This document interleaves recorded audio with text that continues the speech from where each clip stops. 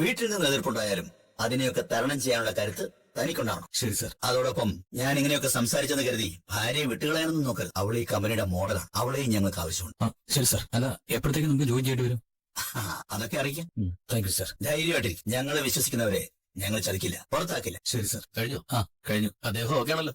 അങ്ങനെയാ തോന്നിയത്. ഇനി സാറിന് ചോദിക്കേ. ചോദിക്കാനൊന്നുമില്ല. അവിയോടൊരു പ്രത്യേക സ്നേഹവും ഇഷ്ടമൊക്കെ അദ്ദേഹത്തിനുണ്ട്. അതുകൊണ്ട് അദ്ദേഹം നോ പറയില്ല. അല്ല, സെയിൽസിലാണോ അതോ ഓഫീസിലാണോ അപ്പോയിന്റ് ചെയ്യാന്ന് പറഞ്ഞത്? അല്ല, അതേപ്പറ്റിയൊന്നും എനിക്കറിയില്ല. പുതിയ ബ്രാഞ്ച് വരുമ്പോ അതിന്റെ മേൽനോട്ടം എന്നാ പറഞ്ഞത്.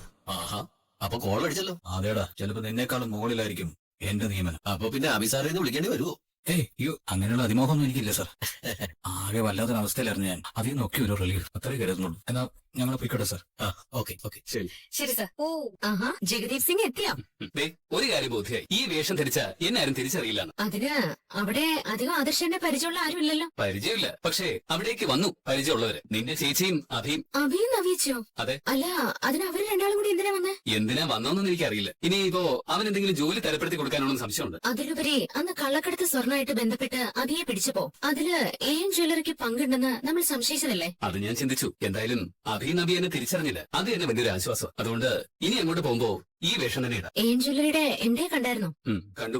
ഡേവിഡ്. അയാളുടെ സ്ഥലം പത്തനാപുരത്തിനടുത്ത്. പക്ഷേ കുട്ടിക്കാലം മുതലേ അയാൾ ദുബായിലായിരുന്നു. അയാൾക്ക് സ്വർണ്ണ ബിസിനസ്സുമായിട്ട് നേരത്തെ ബന്ധമുണ്ടോ? അയാൾക്ക് ഒരുപാട് ബിസിനസ് ഉണ്ടെന്നാ പറഞ്ഞത്. ഇപ്പൊ പിന്നെ മറ്റെന്തിനേക്കാളും നല്ലത് സ്വർണ്ണം ആയതുകൊണ്ട് അതിലേക്ക് കൂടുതൽ ഇൻവെസ്റ്റ് ചെയ്യാന്ന് പറഞ്ഞു. അല്ല, അയാളുടെ സംസാരം പെരുമാറ്റമൊക്കെ എങ്ങനെയുണ്ടായിരുന്നു? കുഴപ്പമില്ല. പഞ്ചാബിലും രാജസ്ഥാനിലും ഗുജറാത്തിലും ഒക്കെ വമ്പൻ ഇൻവെസ്റ്റ്മെന്റ് നടത്താൻ പറഞ്ഞിട്ടുണ്ട്, കോടികളുടെ. അതുകൊണ്ട് ഇനി കുറച്ച് ദിവസത്തേക്ക് എനിക്ക് അവിടെ പോയി വന്ന് നിൽക്കാം. മെല്ലെ സംസാരിച്ച് അയാളുടെ മനസ്സിലുള്ളതൊക്കെ ഞാൻ പിടിച്ചെടുത്തോളാം. പിന്നെ സഹായത്തിന് കിരൺ കല്യാണിയൊക്കെ ഉണ്ടല്ലോ. മുംബൈയിൽ വെച്ച് ഒരു ബിസിനസ്സുകാരനും ചെയ്യാത്ത തരംതാണ കളി അയാൾ കളിച്ചത്. അതിലൂടെ അയാൾ കേൾക്കാൻ ആഗ്രഹിച്ചതെല്ലാം കേട്ടു. നമ്മൾ വീട്ടിൽ നിന്ന് പടിയിറങ്ങിയ വാർത്ത ഉൾപ്പെടെ. ഇനിയേ നമ്മുടെ സമയം. എതിരാളി സന്തോഷത്തോടെ പതുങ്ങിയിരിക്കുമ്പോഴാണ് നമുക്ക് സന്തോഷത്തോടെ നമ്മുടെ കർമ്മം ചെയ്യാൻ പറ്റുന്നത്. അയാൾ ഒരു കറകളഞ്ഞ ബിസിനസ്സുകാരനാണെന്നൊന്നും എനിക്ക് തോന്നുന്നില്ല. അയാളുടെ സംസാരവും ചലനങ്ങളും എല്ലാം അങ്ങനെ അതിബുദ്ധിയുള്ള ഒരാളുടെ ആയിരുന്നില്ല. പിന്നെ നമുക്ക് പൂർണ്ണമായിട്ട് ആൾക്കാരെ അളക്കാനൊന്നും പറ്റത്തില്ല. ചിലര് ഭയങ്കര ബുദ്ധിയുള്ളവരായിരിക്കും, പക്ഷേ അവരുടെ സംസാരത്തിലും പെരുമാറ്റത്തിലും ഒന്നും അത് പ്രകടമാക്കില്ല. നമുക്ക് നോക്കാം ഇതെവിടം വരെ പോകുന്നു. ഇതൊക്കെ ഒന്ന് പെട്ടെന്ന് അഴിച്ചു വെക്കണം. നല്ല ഇറിറ്റേഷൻ ഉണ്ട്, നല്ല പുകച്ചിലും. ഇരിക്കെ നാളെയാണ് കിരീടധാരണം. മുഹൂർത്തമൊക്കെ അടുത്തു കഴിഞ്ഞു. നാളെ എല്ലാ ടെൻഷൻസും മാറ്റിവെച്ചിട്ട് കുടുംബദൈവങ്ങളെയും കാരണവന്മാരെയും ഗുരുക്കന്മാരെയും വണങ്ങിയിട്ട് ഐശ്വര്യമായി നിന്റെ ഏട്ടന്റെ കസേരയിൽ നീ ഉറച്ചിരിക്കണം. എനിക്കതിന് എത്രത്തോളം കഴിയുമെന്ന് അറിയില്ല മുത്തശ്ശ. മര്യാദാപുരുഷൻ സീതയ്ക്കൊപ്പം കാട് കയറിയപ്പോ രാജ്യഭരണം ഏറ്റെടുത്ത ഭരതനും ഇത് തന്നെയാ പറഞ്ഞത്. ഏട്ടൻ ഉപേക്ഷിച്ച രാജ്യം എങ്ങനെ ഭരിക്കുമെന്ന്. എന്നിട്ട് ഭരിച്ചില്ലേ? ഏട്ടന് മനസ്സിലിട്ടുകൊണ്ട് നന്നായി ജനങ്ങളെ സേവിച്ചില്ലേ? ആ കഥയൊക്കെ എന്നെക്കാൾ കൂടുതൽ എന്നോട് പറഞ്ഞു തന്നിട്ടുള്ളത് നിന്റെ മുത്തശ്ശിയ. ഭഗവാൻ അന്ന് മനുഷ്യനായി അവതരിച്ച് മനുഷ്യന്റെ എല്ലാ സുഖദുഃഖങ്ങളും ഏറ്റുവാങ്ങിയാണ് രാജകൊട്ടാരം വിട്ടുനിന്നതും രാജഭരണം നടത്തിയതും. അത് തന്നെയാണ് ഇവിടെയും വേണ്ടത്. നിന്റെ ഏട്ടൻ ഒഴിച്ചിട്ട കസേര നീ സംരക്ഷിക്കണം. അച്ഛൻ പറഞ്ഞ നിനക്ക് മനസ്സിലാവുന്നുണ്ടോ? മോനെ, ഞാൻ ഇങ്ങനെയൊക്കെ പറയുന്നുണ്ടെങ്കിലും എന്റെ കാരണവന്മാരെ തുടർന്നു പോരുന്ന ഒരു രീതിയുണ്ട്. അതിന് മാറ്റം വരുത്താൻ ഞാൻ ആഗ്രഹിക്കുന്നില്ല. എന്റെ മുത്തശ്ശൻ ചെങ്കോല കൈമാറിയത് എന്റെ അച്ഛനാണ്. അച്ഛനിൽ നിന്നും ഞാൻ സ്വീകരിച്ചു. ഈ കുടുംബത്തിലുള്ളവർ തന്നെയാണ് മൂർത്തീസ് ഗ്രൂപ്പ് ഓഫ് കമ്പനീസിന്റെ തലപ്പത്തുണ്ടായിട്ടുള്ളത്. അതിനൊരു മാറ്റം ഉണ്ടാവാതിരിക്കാൻ വേണ്ടിയാ ആദർശന് പകരക്കാരനായി നിന്നെ നിയമിച്ചത്. അവിടെ നീ മുഖം തിരിച്ചു നിന്നിട്ട് മറ്റൊരാളെ ആ സ്ഥാനത്തേക്ക് കൊണ്ടുവരേണ്ടി വന്നാൽ അന്ന് ഞാൻ മരിച്ചെന്ന് കൂട്ടിക്കോ.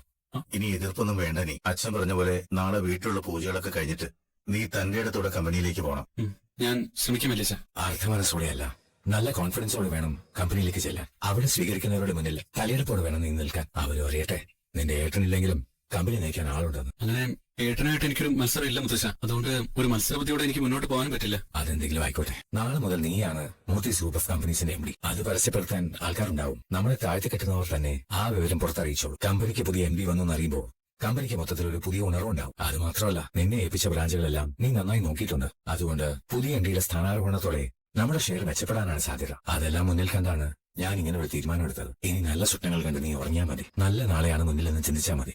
മോന്റെ അമ്മയെ പോലെ സ്വാർത്ഥതയൊന്നും എനിക്ക്. എങ്കിലും ഇപ്പൊ എല്ലാവരും ഒരു ധർമ്മസങ്കടത്തില. അവിടെ നീ ഈ വീട്ടിലുള്ളവരെ വേദനിപ്പിക്കുന്ന തീരുമാനമൊന്നും എടുക്കരുത്. അച്ഛൻ ആഗ്രഹിച്ച പോലെ എല്ലാം നടക്കട്ടെ. എന്റെ മോനും എന്റെ അനിമോനും നയന മോൾക്കും ധൈര്യവും ശക്തിയും കൊടുക്കണേ. അവരെന്ത് ചെയ്താലും അതൊക്കെ വിജയത്തിൽ കലാശിക്കണേ ഭഗവാനെ. ഈശ്വര ഭഗവാനെ. ഇന്ന് വലിയൊരു ഉത്തരവാദിത്തം ഏറ്റെടുക്കണവനാ. എന്നിട്ട് കിടന്ന് ഉറങ്ങുന്നത് കണ്ടില്ലേ? എടാ മോനെ, എഴുന്നേക്കടാ. എഴുന്നേൽക്കാൻ. എന്താ അമ്മേ? എന്താണെന്നോ, ഇന്നാ നീ വലിയൊരു ചുമതല ഏറ്റെടുക്കാൻ കമ്പനിയിലേക്ക് പോകേണ്ടത്. ആ സമയത്ത് നീ ഇങ്ങനെ കിടന്ന് ഉറങ്ങിയാലോ? വേഗം കുടിച്ച റെഡിയാവ്. രാവിലെ പൂജയൊക്കെ ഉള്ളതാ. ഞാൻ കുറച്ചുകൂടെ ഉറങ്ങട്ടെ അമ്മേ. പറ്റില്ല, ഞാനിപ്പോ ചായ കൊണ്ടുതരാം. അത് കുടിച്ചിട്ട് പെട്ടെന്ന് കുളിച്ച് റെഡിയാവാൻ നോക്ക്. എഴുന്നേക്കടാ.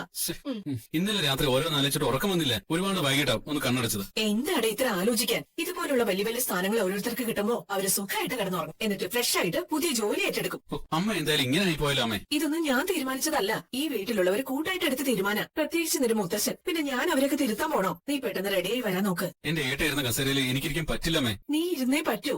അത് നിന്റെ മുത്തശ്ശന്റെ തീരുമാനം. അതിനു വേണ്ടിട്ട് അമ്മ ഒരുപാട് പ്രാർത്ഥിച്ചു അല്ലേ? ഞാൻ പ്രാർത്ഥിച്ചിട്ടൊന്നുമില്ല. പിന്നെ സ്വന്തം മോൻ ഇങ്ങനെ ഒരു ഉയർച്ച വരുമ്പോ അതിന്ന് അവനെ പിന്തിരിപ്പിക്കണമെന്ന് ഒരു ദൈവത്തോടും ഒരമ്മമാരും പറയത്തില്ല. ആ, അമ്മ വയ്ക്കോ, ഞാൻ റെഡി ആയിക്കോളാം. അങ്ങനെ പറഞ്ഞാ പറ്റില്ല. നീ വീണ്ടും കിടന്നുറങ്ങും. ഞാനിപ്പോ ചായ ആയിട്ട് വരാം. അത് കുടിച്ചിട്ട് പെട്ടെന്ന് റെഡി ആയിക്കും. താഴെ പൂജ നടക്കുമ്പോ നീ റെഡി ആയിട്ടില്ലെന്ന് പറയാൻ പറ്റില്ല. അതെ, താഴെ പൂജ നടക്കാൻ പോവാ. അപ്പൊ നമ്മളിങ്ങനെ മാറി നിന്നാ അത് ശരിയാണോ? നിനക്ക് നാണമില്ലടാ അങ്ങോട്ട് പോവാൻ. അധികാരം കിട്ടിയപ്പോ ആദ്യം നിന്നെ പുറത്താക്കിയവനായി ഞാനി. അവനാണിപ്പോ കമ്പനിയുടെ MD ആവാൻ പോകുന്നത്. നിന്റെ ഏട്ടനെ മനസ്സിൽ പ്രതിഷ്ഠിച്ചുകൊണ്ട് നടക്കുന്നവൻ. അങ്ങനെ ഒരുത്തൻ ഉയർച്ച ഉണ്ടാവുന്നത് നിനക്ക് സന്തോഷമാണോ? എനിക്കെന്തായാലും അല്ല. എന്നാലും നമ്മൾ മാറി നിന്നാല് അസൂയ കൊണ്ടാണെന്ന് കരുതും. അസൂയും ദേഷ്യമൊക്കെ എനിക്കുണ്ട്. നിനക്ക് അതിന്റെ ഇരട്ടി ഉണ്ടാവുന്ന എനിക്കറിയാം. പിന്നെ എന്തിനടാ ആ ഒരു മനസ്സുമായിട്ട് അവിടെ പോയി നിൽക്കുന്നത്? എന്നാലും ഇത് മറ്റുള്ളവരുടെ കണ്ണിൽ പൊടിയിടാനുള്ള ഒരു ശ്രമമല്ലടി. എല്ലാവർക്കും അറിയാം നിന്റെയും നിന്റെ അമ്മയുടെയും എന്റെയൊക്കെ മനസ്സിൽ എന്താണെന്ന്. പിന്നെ അവിടെ പോയി കൂടുതൽ ഭവ്യത കാണിക്കേണ്ട ആവശ്യമൊന്നുമില്ല. എന്നാലും ഞാൻ അങ്ങോട്ടൊന്ന് പോട്ടെ. വേണ്ട, പോണ്ട. ഞാൻ പറയുന്നത് നീ അനുസരിച്ചാ മതി. അങ്ങോട്ട് ചെന്നാ നിന്റെ അമ്മായി നിന്നെ കൊണ്ട് വിളക്ക് തുടപ്പിക്കും. അവിടെ ഒരു പണിയില്ലെങ്കിലും എന്തെങ്കിലും പണി ഉണ്ടാക്കി നിന്നെ കൊണ്ടത് ചെയ്യിപ്പിക്കും. അതൊക്കെ ചെയ്യാൻ നിനക്ക് നാണമില്ലടാ. ഞാനൊരു കഴിവേട്ടവനായി മാറിയല്ലേ? ആ കഴിവേടൊക്കെ ഞാൻ മാറ്റിത്തരാം. നിനക്ക് 4 ആളിന്റെ മുന്നിൽ തല ഉയർത്തിപ്പിടിച്ച് നിൽക്കാൻ ഒരു അവസരം ഉണ്ടാവും. അതിനു വേണ്ട വഴിയൊക്കെ ഞാൻ വെട്ടിത്തുറന്ന് തന്നിട്ടുണ്ടല്ലോ. ഇനിയിപ്പൊ ഞാൻ പറയുന്നത് നീ കേട്ടാ മതി. അതനുസരിച്ച് ജീവിച്ചാ മതി. നീ പൂജയ്ക്ക് പങ്കെടുക്കാത്തതിന്റെ പേരിൽ ആരെങ്കിലും വിമർശിക്കുകയാണെങ്കിൽ അതിനുള്ള മറുപടി ഞാൻ കൊടുത്തോളാം. നീ പരിസരബോധം ഇല്ലാതെ സംസാരിക്കില്ലെന്ന് അഭിയേ. ദേ, എന്റെ രക്തം തിളച്ചാലുണ്ടല്ലോ ഞാൻ വായി വരുന്നൊക്കെ വിളിച്ച് പറയൂട്ടോ. അവിടെ പ്രായവ്യത്യാസമൊന്നും ഞാൻ നോക്കില്ല. നീ ഇവിടെ നിൽക്ക്. എല്ലാം കഴിഞ്ഞിട്ട് നമുക്ക് താഴോട്ട് പോയാൽ മതി. നീ അവിടെ പോയിരുന്നേ. ബിസിനസിനോട് താല്പര്യമില്ലാതെ നടന്നവന്റെ ഒരു ഭാഗ്യം കണ്ടില്ലേ? എത്ര പെട്ടെന്ന് അവൻ കമ്പനിയുടെ MD ആയത്. നീ വാ മോനെ. എന്നാലും ആദർശിന്റെ കസേരയിൽ എനിക്ക് ഉറച്ചിരിക്കാൻ പറ്റുമോ? അവനെ ഏൽപ്പിച്ച ജോലിയൊക്കെ അവൻ ഭംഗിയായിട്ട് ചെയ്തിട്ടുണ്ട്. അതുകൊണ്ട് ആ കാര്യത്തിലൊന്നും എനിക്കൊരു സംശയമില്ല. ഏട്ടത്തെ ഇടയ്ക്കിടയ്ക്ക് ഒന്ന് ഉപദേശിക്കണം. അവനാണെങ്കിൽ അർത്ഥ മനസ്സോടുകൂടിയ പോകുന്നത്. അതും അച്ഛൻ നിർബന്ധിച്ചതുകൊണ്ട് മാത്രം. ഞാൻ കമ്പനിയിലോട്ട് വരുന്നില്ല. നിന്റെ അച്ഛനും വലിയച്ഛനും കൂടെ നിന്നെ MD കസേരയിൽ ഇരുത്തും. എന്നിട്ട് പിന്നെ നിന്റെ ജോലി തുടങ്ങിക്കോ. നിന്റെ സഹായത്തിന് ഞങ്ങൾ എല്ലാവരും ഉണ്ട്. ഞാൻ പറഞ്ഞ ഓർമ്മയുണ്ടല്ലോ, നിന്റെ ഏട്ടനാ നിന്റെ റോൾ മോഡൽ. പക്ഷേ അവൻ ബിസിനസ്സിൽ പരാജയപ്പെട്ടവനാ. അത് മനസ്സിൽ വെച്ചുകൊണ്ട് വേണം നീ ഈ വലിയ ദൗത്യം ഏറ്റെടുക്കാൻ. ഇത്രയും നാളും MD ആയിരുന്നത് ആദർശ. അതുകൊണ്ട് ഇനി എന്തെങ്കിലും സംശയം ഉണ്ടെങ്കിൽ നീ അവനെ വിളിക്കണം കേട്ടോ മോനെ. ശരി മുത്തശ്ശി. ഇവൻ എന്തെങ്കിലും സംശയം ഉണ്ടെങ്കിൽ എന്നോട് ചോദിക്കാലോ. അല്ലെങ്കിൽ അജയനും ജയനും അടുത്ത് തന്നെ ഉണ്ടല്ലോ. പിന്നെ പരാജയപ്പെട്ടവനെ വിളിച്ചിട്ട് എന്ത് ഉപദേശം നേടാനോ? എന്നാലും ഇത്രയും കാലത്തെ എക്സ്പീരിയൻസ് ചെറുതല്ലല്ലോ അച്ഛാ. ആ എക്സ്പീരിയൻസിന്റെ നേട്ടം എന്താണെന്ന് എല്ലാവരും മനസ്സിലാക്കിയല്ലോ. ഇത്രയും നാള് കേട്ട നേട്ടങ്ങൾ മാത്രമാ കമ്പനിക്ക് ഉണ്ടാക്കി തന്നത്.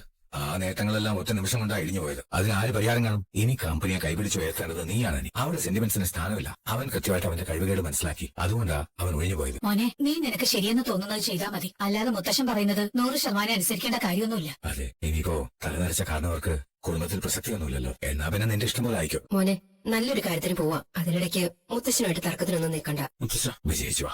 മുത്തശ്ശി, നന്നായി വരട്ടെ. പാവം വിഷമിച്ചാ പോകുന്നത്. എന്തിനാ വിഷമിക്കുന്നത്? താഴക്കവും വഴക്കുള്ള ഒരു കമ്പനിയാണ് അവരെ കൈ കൊടുത്തിരിക്കുന്നത്. അവൻ എന്തായാലും പരാജയപ്പെടില്ല അച്ഛാ. ആ, എങ്കിലും അവൻ ആ കസേരയിൽ തുടരാം. അച്ഛാ, നമ്മൾ നേരെ ഓഫീസിലേക്കല്ല പോകുന്നേ. പിന്നെ എനിക്ക് ആദർശേട്ടനെ ഒന്ന് കാണണം. ഇതുപോലെ ഇദ്ദേഹത്തിന് അഭിനയിക്കാൻ അറിയാവുന്ന എനിക്ക് ഇപ്പോഴാ മനസ്സിലായേ. മനസ്സിലുള്ളത് പുറമേ കാണിക്കാതെ ഇങ്ങനെ നിൽക്കാൻ ഇദ്ദേഹത്തിനെ കൊണ്ടേ കഴിയൂ. വേണ്ട, ഞാൻ നോക്കാം. ഞങ്ങൾ കമ്പനിയിലേക്ക് പോകുന്ന വഴിയാ. അപ്പൊ നിന്നെ ഒന്ന് കാണണമെന്ന് ഇവൻ പറഞ്ഞു. ആത്മവിശ്വാസത്തോടെ നമ്മുടെ ജ്വല്ലറിയുടെ MD സ്ഥാനം നീ ഏറ്റെടുക്കണം. ഞങ്ങളുടെ എല്ലാ അനുഗ്രഹവും നിനക്കുണ്ടാവും. നീ എന്തിനെങ്കിലും സെന്റിമെന്റിലാവുന്നത്? നിന്നെ ഒഴിവാക്കിയിട്ട് മറ്റൊരാളെ ആ സ്ഥാനത്തേക്ക് കൊണ്ടുവന്നിരുന്നെങ്കിൽ ഞാൻ ഒരുപാട് വേദനിച്ചേനെ. അത് തന്നെയാ ഞങ്ങൾ ഇവനോട് പറയുന്നത്. ഇവൻ മുത്തശ്ശനെ ഭയന്നിട്ട് പോകുന്നതല്ലാതെ പൂർണ്ണ മനസ്സോടൊന്നും അല്ല ഇവൻ ആ ജോലി ഏറ്റെടുത്തിരിക്കുന്നത്. പൂർണ്ണ മനസ്സ് പോയിട്ട് അർത്ഥ മനസ്സ് പോലും ഇല്ല. ഞാൻ ഒരിക്കലും ആഗ്രഹിക്കാത്ത, എനിക്ക് ചേരാത്ത വേഷം ഞാനിപ്പോ അണിഞ്ഞിരിക്കുന്നത്. ഈ വേഷം എനിക്ക് ചേരുന്ന പിന്നീട് എനിക്ക് തോന്നിക്കോളും. താൽക്കാലികമായിട്ടാ ഞാനിത് ഏറ്റെടുക്കുന്നത്. ആദർശേട്ടൻ ഗൾഫിൽ പോയപ്പോ താൽക്കാലികമായിട്ട് ആ കസേരയിൽ ഇരുന്നേ ഞാൻ. അതുപോലെ ഏട്ട ഇല്ലാത്തതുകൊണ്ട് മാത്രം താൽക്കാലികമായിട്ട് മൂർത്തി ജ്വല്ലറിയുടെ MD സ്ഥാനം ഏറ്റെടുക്കാൻ ഞാൻ എത്രയും പെട്ടെന്ന് ഏട്ടൻ മടങ്ങി വരണം. അതിനെന്തായാലും സമയം എടുക്കും. പെട്ടെന്നൊരു മടങ്ങി വരെ ഉണ്ടാവുമെന്ന് തോന്നുന്നില്ല. നീ പുറത്തു നിന്ന് പൊരുതെന്ന് പറഞ്ഞിട്ട് എന്തെങ്കിലും പുരോഗതി ഉണ്ടോ?